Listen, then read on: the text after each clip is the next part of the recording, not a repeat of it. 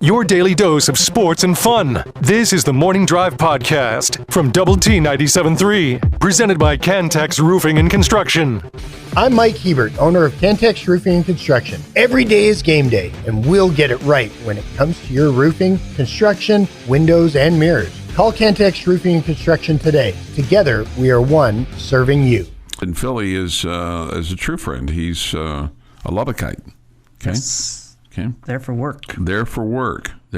And you asked him if he was a Cowboy fan and was rocking some gear today, and he said that he's been a Chiefs fan for 20 years. Okay. Oh. All right. So maybe he's... So he still doesn't like the Eagles. He still doesn't like the Eagles, no. No.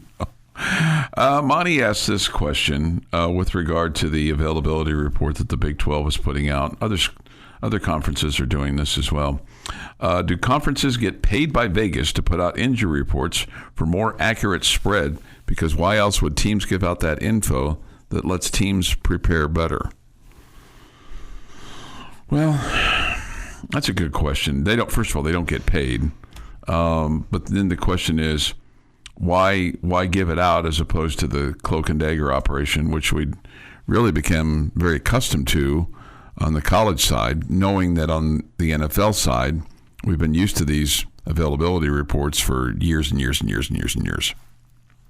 Do you like it? Do you like knowing this? I mean, does it keep you from speculating, or would you rather speculate as to what somebody is? I don't have a strong opinion either way. Okay. Some people enjoy looking at it and breaking it all down and all that good stuff, and I guess I just I feel like that coaches can manipulate either way, just like we're talking about here today with Baron Morton. You don't know whether questionable, probable, what a coach means by that. And if I'm a coach, I am going to make it as confusing as possible for the opponent. So I'm not putting a lot of stock in it. I think it's clearly there for the gamblers. I'm not into bending over backwards to help the gamblers. I'm also not into bending over backwards to hurt the gamblers. I just you do you. Have fun with it. So I don't have a strong opinion either way. If I was a coach, it would probably annoy me. It's one more thing that we got to deal with. Okay. Yeah. That kind of checks out for you. I'm not a gambler. I don't have anything against it. I'm kind of with you. I'm not necessarily for helping them or hurting them, but I like this because I think to some degree it ends speculation, but it also increases speculation too, because there's an air about like, okay, well, what does questionable mean in the new world? Yeah, I guess we're not speculating over Miguel Dingle. Okay? Right. We know he's done. He's out for the year. Okay, so we didn't spend the next 2 days wondering if he was going to play or not. Mm-hmm. Okay. And I mean that's something that Coach McGuire would have said anyways. Yes, that's correct. Yeah. Mm-hmm. And I think other recent coaches have as well, for Texas Tech at least, that if a player's done for the year, that they've made that clear. But I feel like we have no more knowledge today about Baron Morton than we did really Monday. Yeah, and I think maybe what we'll learn as we're kind of going forward with this, whether it's this year or even a year from now or 2 years from now, is there'll be coaches that questionable means out or questionable means they're going to play. Yep. And so probable is like probable they're going to play. Doubtful. See, for under Kent State for Texas Tech, there's nobody listed as doubtful. You're either out, questionable, or probable. So there's no doubtful, because to me, if you're doubtful, you're probably out. But if you're questionable, does that mean you're probable? It's all very confusing. Again, so we haven't figured anything out. No, but I mean, I like it. I mean, when that popped up in the email last night, I was like, oh, here we go, availability report. I got a little giddy. I got to be honest. I opened it up right away. It was like, okay, here's a little pre-Christmas present here for me to unwrap and see what's inside. And wasn't a whole lot. It wasn't the big present, but it was, it's like, okay, well, that's interesting. I saw this, and then I immediately my conspiracy antenna went up because I just wondered, are they trying to appease us? But then we didn't win week 1, so then I have to go, well, did they really? Is this really done to appease Texas Tech? Or because the Big 12 introduced a new award yesterday. It's called the Big 12 Student Section of the Week. Okay, I don't know what you get for this. Maybe you get a plaque. Maybe you just get a recognition. Maybe you just get a good old attaboy. Maybe you get a POB. I don't know. I don't know what you get. But the Big 12 announced a new weekly award called the Big 12 Student Section of the Week. This award will recognize the student section of the Big 12 that creates the most impactful and electrifying game day atmosphere in the previous week's slate of games. Okay? I did not watch or see any of the Arizona State game, so I can't tell you that they, quote, they call it the Inferno, Jamie, student section there in Tempe. They set a record of 14,280 students as the Sun Devils beat Northern Arizona. There's a part of me that's like, well, did they just do this so that, like, when we have a big game and we throw our tortillas and we behave ourselves to a certain degree that they don't go on the field, and we're going to get this award and we're all going to feel better about ourselves. Yeah, I don't know. I'm not sure what they're looking for there. Maybe they're trying to encourage fans to act right and be loud and proud, but at the same time do it within the rules of what they want. And so they're going to try to showcase the ones that are doing it, quote unquote, right. But I think it's a little bit silly, to be completely honest with you. Yeah, I mean, it doesn't come with anything. Does it come with? I mean, do they all get a T-shirt the next week? I mean, do they all get a free Coke? Do they get some free nachos? That'd be good. You know, something. Yeah, that'd be good. Or you just get a certificate, and who gets it? I mean, is it just another one that goes in the file somewhere? They put it in some kind of museum somewhere. Yeah, we were the Big 12 student section of the week. Woo! I mean, our student section was really good Saturday. I mean, they were there an hour before the game. They were awesome. Just go ahead and accept we're never going to win it here because we throw tortillas. It's never going to happen. Never going to happen. Maybe that's going to be the case too. Never going to happen. Okay. So if you have an opinion on that, The Morning Drive podcast from Double T 97.3 is presented by Cantex Roofing and Construction. is Thursday, September the 4th, 2025. Here is Jeff McGuire with this day in sports history. 1922. Finnish marathon morning runner of the morning drive. Paavo Nurmi runs a 2,000-meter world record, 5:26.3, in Tampere, Finland. Way to go, Paavo. Would you ever go to Finland, Jimmy? In a heartbeat. Sure. Sure. Okay. Sure.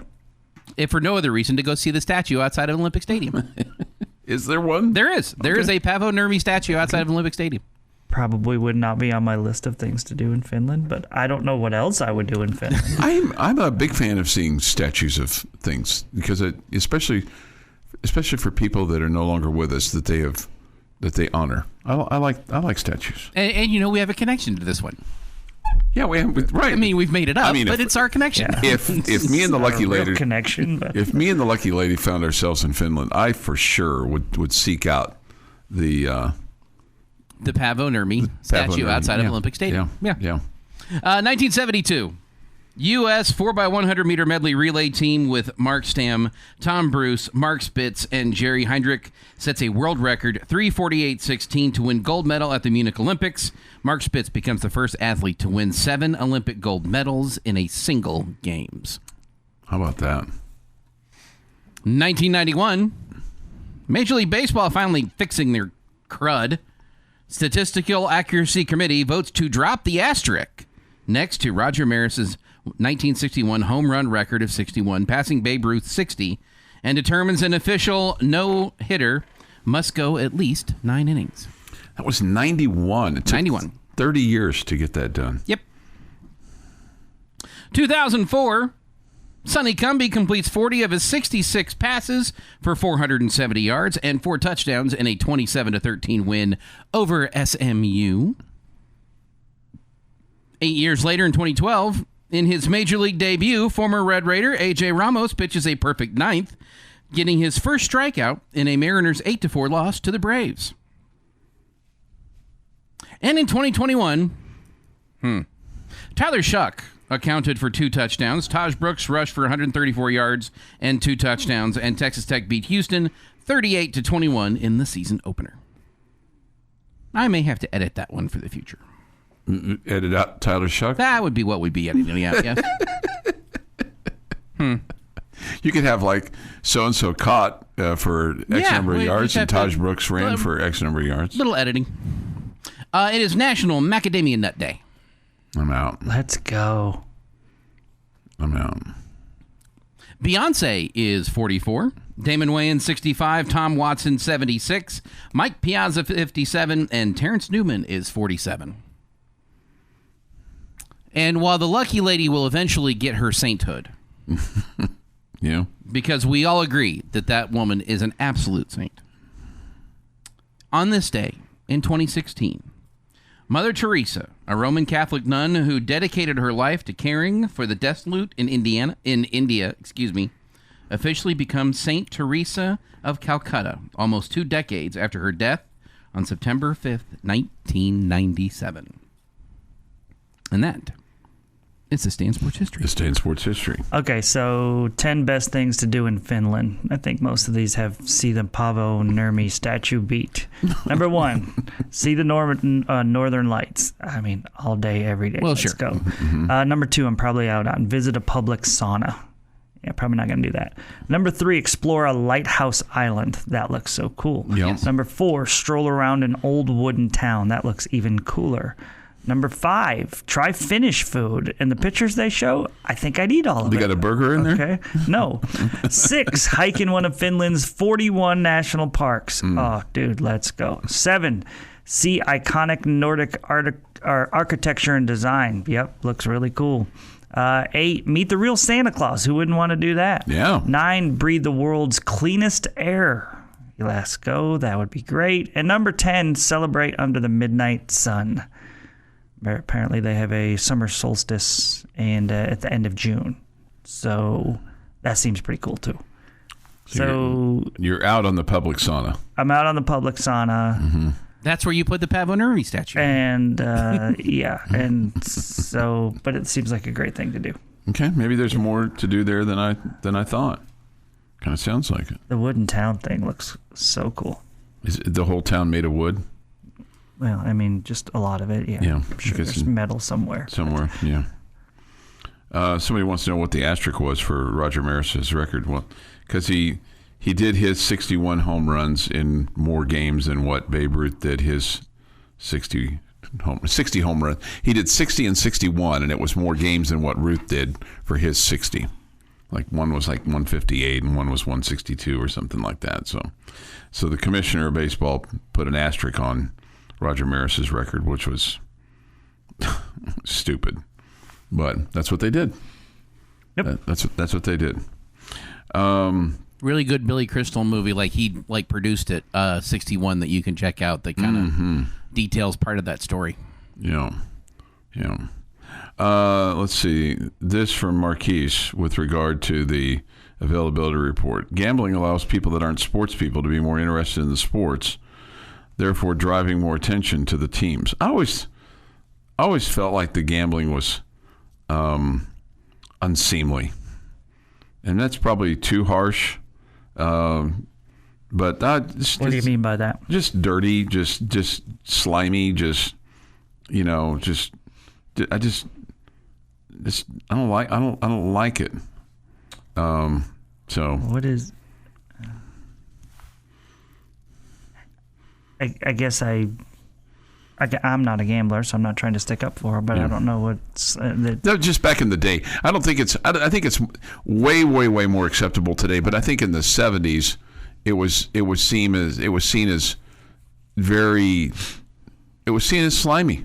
Well, it was illegal then. Yeah. So that makes it slimy. Well, it's still kind of. I mean, there's still it's still illegal in the state of Texas. I mean, there's plenty of states where it's illegal. There's more states that have made it legal, and then of course they use the children as a way to, well, we're going to take the taxes from that, and we're going to buy new books for the poor kids. No, you're not. You're just saying that, but you're not. You're not. I think I agree with you in feeling like in the old days it used to be thought of as worse. I mean, I don't deal with a lot of people in my life. I've never heard anybody. I've never met anybody who has a gambling problem. Per se. Okay, I would agree with that. So that makes me think it's not that big of a deal. I'm sure there are people that do have it. Mm-hmm. I've met plenty of people who have alcohol problems or drug problems or whatever problems, but I've never known anybody to have gambling problems. It was more. I think for me, it's just because of my age. It was more like when you heard about gambling, it was more associated with the mob. Is really what it was more, and the line. But it's not that way anymore. It's not that way anymore. Yeah, it's not even close. I am one that believes that point shaving is going on in all sports a ton. Okay, way more than is getting caught. Way more. Okay. Yep. And I think we're going to see it. I mean, just continue to explode. Well, and I think we're going to see more players that are involved in it, just because it's like anything else. It's gotten easier and easier to access because of technology. Yeah. And so you got these guys that, even though they make gazillions of dollars, they're trying to keep themselves stimulated while they're waiting on the game. And it's like, well, let's see, I could go cavort, I could go drink, or hey, I got my phone right here, I could just put a wager down. Is that so bad? I'm going to bet on my team. Is that so bad? But then they go, hey, we're throwing so-and-so today. He's got a bum arm. I don't think we're going to win today. No, it is so bad. Yeah. Yeah, you can't bet on your own sport. No, you can't. You can't. For your team, against your team, whatever. I agree with you, but I think it happens more than what we know, unfortunately. Your daily dose of sports and fun. This is the Morning Drive Podcast from Double T 97.3, presented by Cantex Roofing and Construction. With the loss, they're now a game and a half behind Seattle in the wild card spot. They open up the big series with Houston this weekend at home. They got 3 here and then 3, a week or so in Houston. So they got 6 games left with them. So those are critical. The thought is, if the Mariners go 500, then the Rangers probably have to win 14, 15 games down the stretch to overcome them. But that's playing at a clip at almost 700, as opposed to 500 for the Mariners. So that's playing a little above your head. The Rangers lost yesterday, allowing just 3 hits or less. That's the 3rd time that they've done that this year, and that ties a club record. So that's not good. Pepsi Man writes in, good morning, guys, from Sweetwater. He's in Sweetwater today. Ever since you started talking about them on Tuesday, Chuck, they're losing now. It's the curse of Chuck Heinz. LOL from Pepsi Man. Okay. Somebody else said Josh wasn't productive before the game. Needed a rest. Yeah, he had a 9-game hitting streak before his 0 for 4 on Tuesday. Yeah. So. And was hitting over 500, or excuse me, over 400 in that 9-game hitting streak. But somebody else on the chat line points out that Josh is 0 for lifetime against Gallen, so that would probably be the reason that Rangers just felt like, hey, he doesn't see the sky well, and let's put somebody else in there. Yeah, that makes some sense. Mm-hmm. Makes some sense. All right, we'll have Red Raider football with Joey McGuire tonight at 6 o'clock. It's always entertaining. You always learn something. Last week he had defensive coordinator Sheil Wood on, and we learned last week that Sheil's not his first name. David is his first name. Okay. Mm-hmm. So, and Sheil is his grandmother's maiden name. Okay. On his mom's side. So that's nice. That was nice of them to do that. I don't know who's on with Coach McGuire in addition, if it's Mac Leftwich or if it's someone else, but could be. They'll announce that a little bit later on. So, of course, Chris Level will host that, and maybe we'll learn a little bit more about Baron Morton and what. It'll be interesting to see how revealing he is, because sometimes Coach McGuire at that particular show, sometimes it gets a little looser. Okay, so be listening early on, because I'm sure Chris will ask him about Barron, and we may have a better feeling about his availability tonight than just looking at the availability report where it says probable. Yeah, I think every hour that goes by, every practice that goes by, they're going to have a better guess as to whether he's going to play or not. Yeah, I mean, I would bet you they may not announce it, but I would bet you they know by close of business today whether Barron's going to play or not. They have an expectation, yeah. Yeah. And because it's Kent State, there won't be this, well, we'll see how he feels getting up game day. We'll see how it is. Game time decision, Sometimes you hear that. And sometimes it truly is a game time decision because, you get up and you wake up. Hey, I'm feeling pretty good. My leg feels loose. My arm feels loose. My whatever's bothering you, my oblique, is all of a sudden it's not so tight. So anyway, we'll see about that. We'll have high school football in the air for you tonight. It's in the city at Lowry Field. Monterey takes on Abilene Wiley. We'll have it at 6:30 on 93.7 The Eagle. Okay, and the kick's at 7 tonight. We'll also have the Astros and the Yankees as they'll conclude their series, and then the Astros will head to Arlington. It's a quick little jaunt. Astros lost last night to the Yankees 8-7. So wrong. Astros won 8-7. Astros won 8-7. Okay, sorry, man. Get that. That's my bad.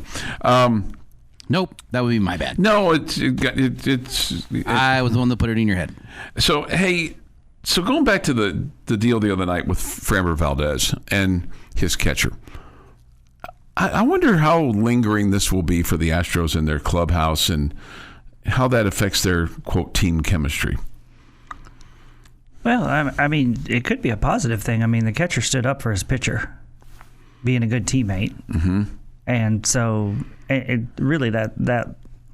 I mean, it's up to that guy if he's going to have issues with it. The catcher is going to make a big stink about it. Clearly, the fact that he covered for him says to me that he's just wanting it to go away. Mm-hmm. So I wouldn't worry about it. Okay. Do you think the catcher handled it right? Yeah, I mean, better than I surely would have. Because most people would have really probably confronted him and punched him in the mouth. He went not in the middle of the game. No, but in the clubhouse afterwards. Yeah, well, I mean, he went as far as blaming it on himself. Said he pushed the wrong button. Even if he did. Even if it 100% was on the catcher, Framber Valdez, after it hit him and it happened, just turning around and not apologizing and not like, dude, are you good? Yeah. Turning around and walking away from it. Yeah. Body language was terrible. There's no way. Yeah. He was showing no contrition. I mean, I'm sorry. You can't in a million years. I don't care that his agent is coming out with a statement. That makes me believe even more that it was done on purpose. Mm-hmm. Okay. Well, nobody knows if it was done on purpose. I'm not saying he was trying to hurt the catcher. I think he was just angry. Okay. He's got gear on. He gets hit in the chest protector or the face mask all the time. Yeah. He's not trying to hurt him. He's not going to be able to do it. He was just angry. And he showed his frustration, okay? I mean, that's, again, he's not trying to end the guy's career or anything. Mm-hmm. So it's not like I think he should be kicked out of the league, but I think it was a really immature moment.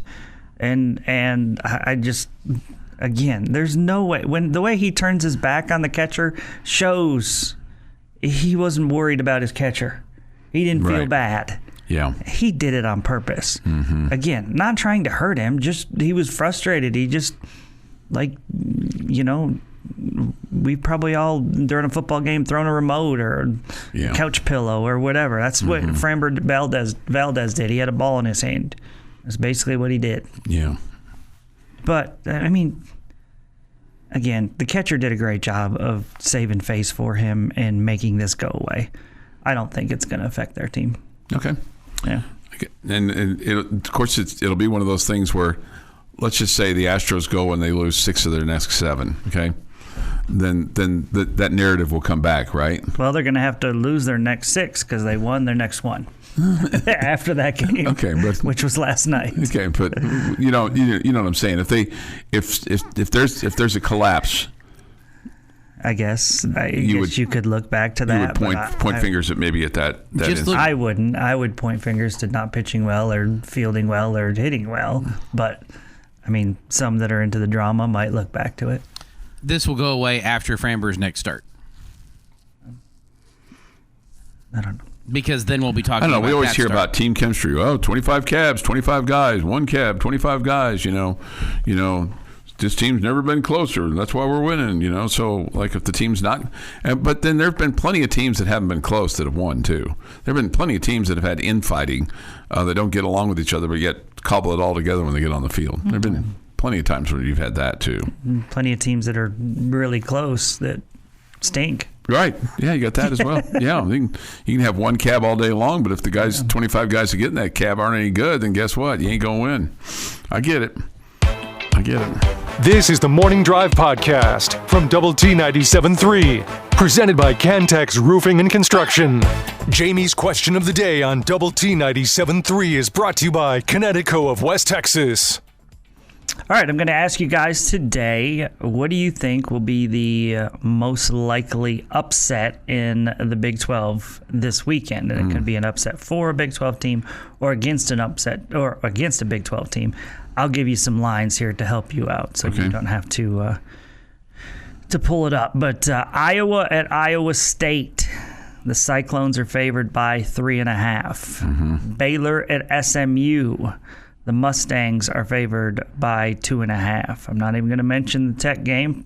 They're favored by 48.5.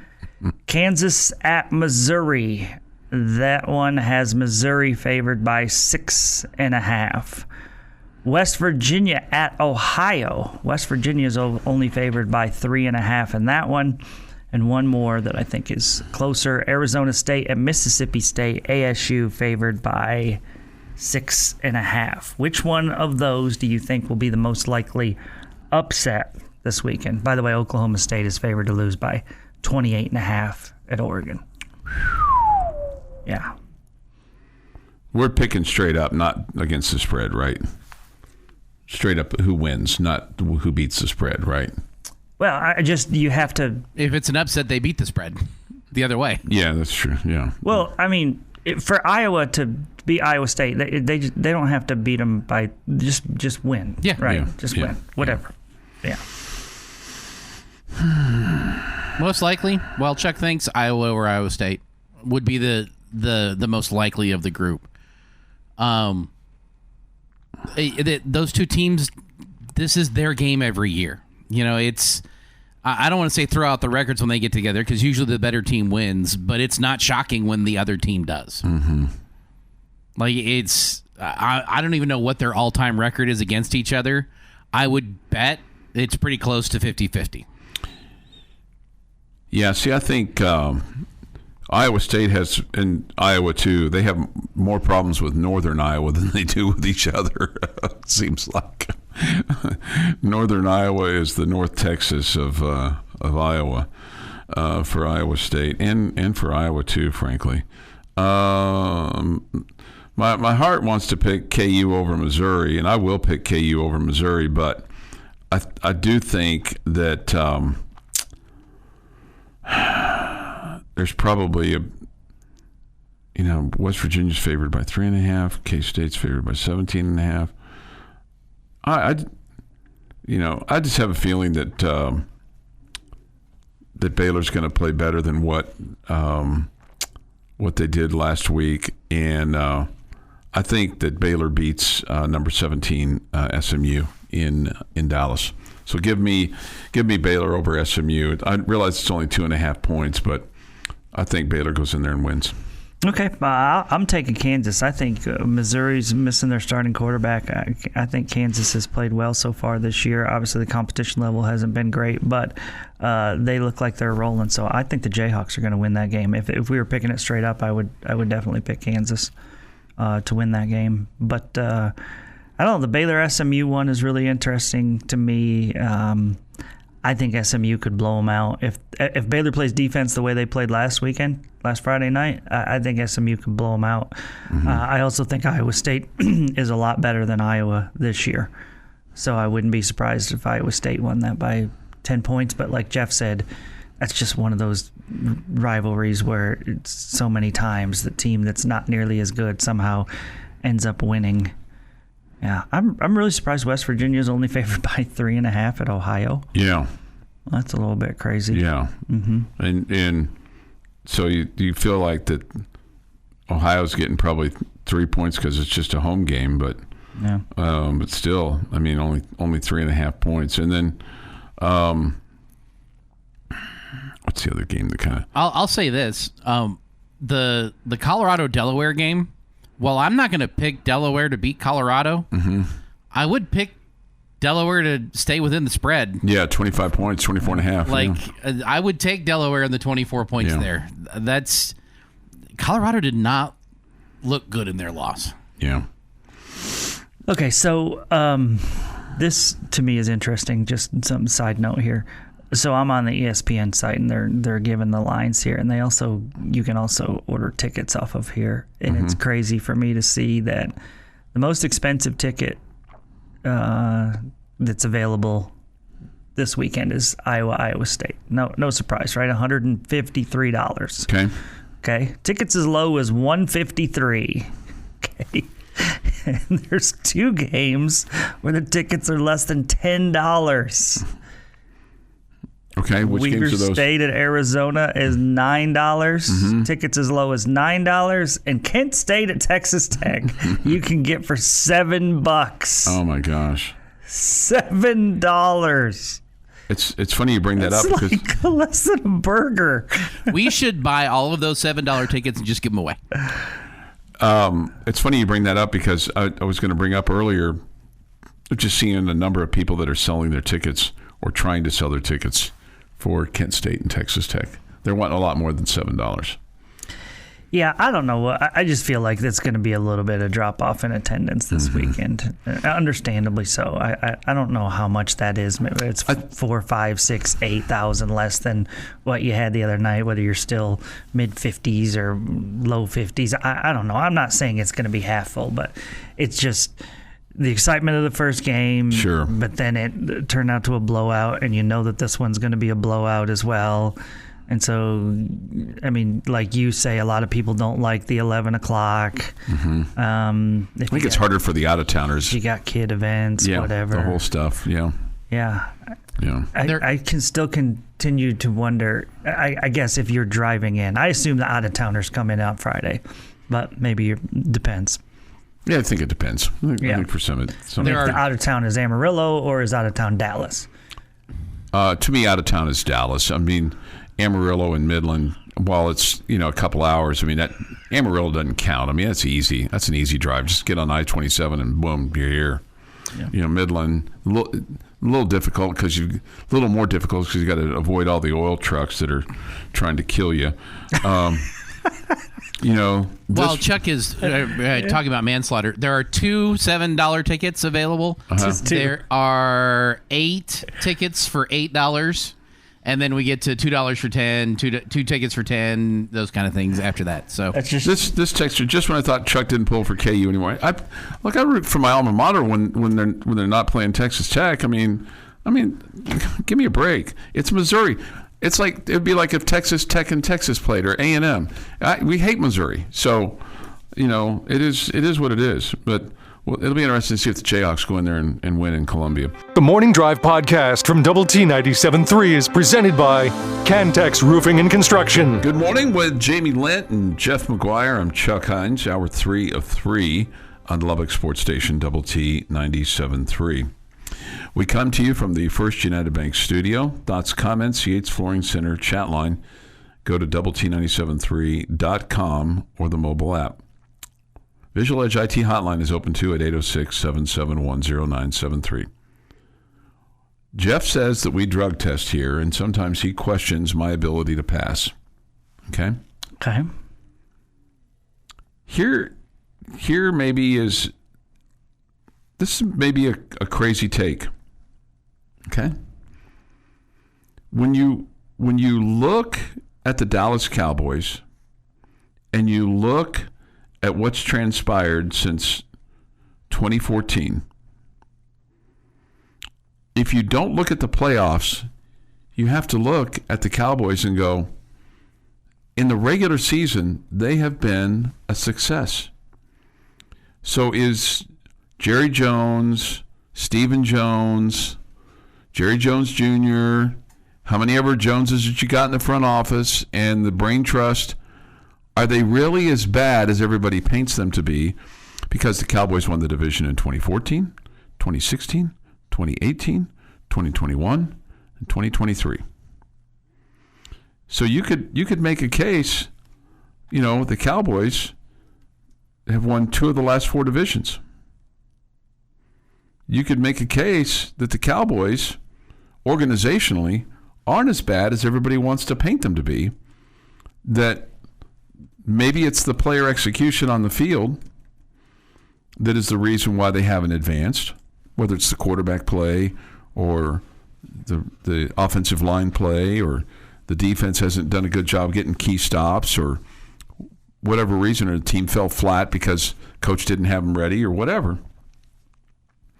But I don't know that the Cowboys organizationally are as big a failure as if you were to stop 1,000 cars over here at 6th and Q and go, are the Cowboys a failure organizationally? Yeah, it's all Jerry Jones' fault. Well, they put a pretty good product on the field, Jamie.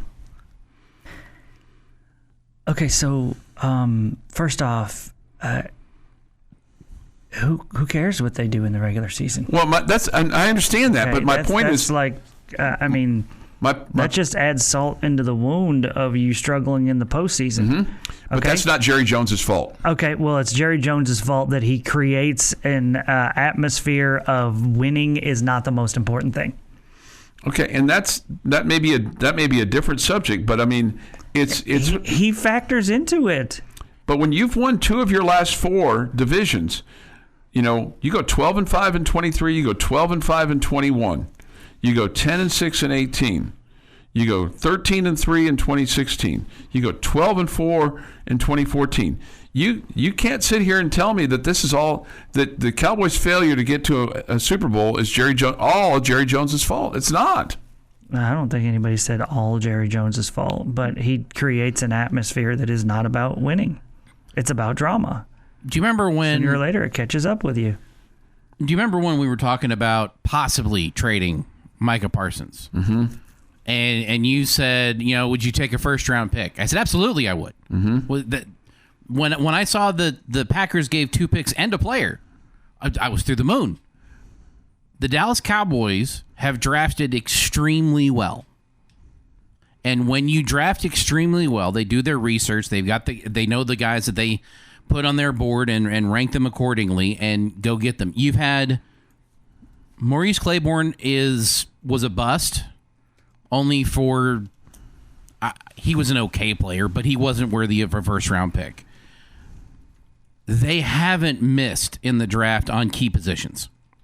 They haven't gone after guys and traded up to try to get somebody that didn't turn out to be good for them other than him, other than Claiborne. That's the only one I can think of in the last 15 years that they went after that didn't become a player for him. You've gotten your starting quarterback in the 4th round of the NFL draft.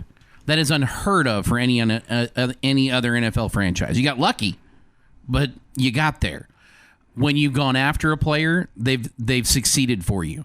When you've spent first-round draft picks on a running back and a wide receiver, they led the league in their respective fields. Draft picks are great. You know why else they're great? You don't have to worry about a contract. It's when they get the contract and Jerry gets involved that they have the problems. They have a really good draft analysis group and then a general manager that overpays everybody, which means you can't keep everybody, So you've got to keep getting after draft picks that he then traded 2 of them away to get a third-string quarterback. My only point is he has set his team up for success with the regular season. It's the players. Now, Jerry's not at fault, does not lack of fault here, because what you say is correct, Jamie, in that he stirs up the drama and he creates a lot of controversy, and part of that stirring up maybe disrupts chemistry and things like that. But at the end of the day, the players really, for the Dallas Cowboys, for the most part, have gotten a pass because of Jerry's, whether it's missteps, what he says, what he does. Who's giving Dak Prescott a pass? Well, he's all I'm saying is, Zach, nobody is giving Dak Prescott a pass. I'm just saying the Cowboys, for the most part, from a regular season standpoint, they've put themselves in position where their lack of success in the playoffs is totally on the players. But I don't think the players have borne the brunt of that lack of success. The head coach has, because it cost Mike McCarthy his job. Mike McCarthy didn't lose his job. He chose not to keep going. He chose not to keep going under the... He chose not to work for this circus. Yeah, right. I think your level of talent can get you through regular seasons, but when you get into the playoffs and play real teams that do have a focus on winning and winning championships and all that, your talent level, which is that he's put on the field, is not gonna overtake that, because of the atmosphere and of what you've created there, what he's created there. I agree. He's done right things. I agree he's not the only one that's at fault. I don't think anybody's giving Dak Prescott a pass. But I think Jerry Jones is, it starts with him. Yeah, and I think he could do better for his organization by not overpaying certain players. Mm-hmm.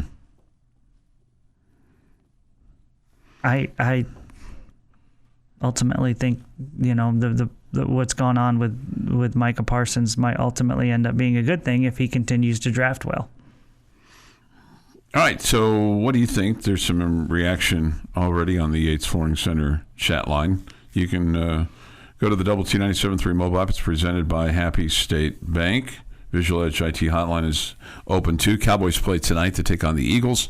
We'll have it at 7 after Red Raider football with Joey McGuire. This has been the Morning Drive Podcast, presented by Cantex Roofing and Construction. Check out our library of Double T 97.3 podcasts at doublet97.3.com.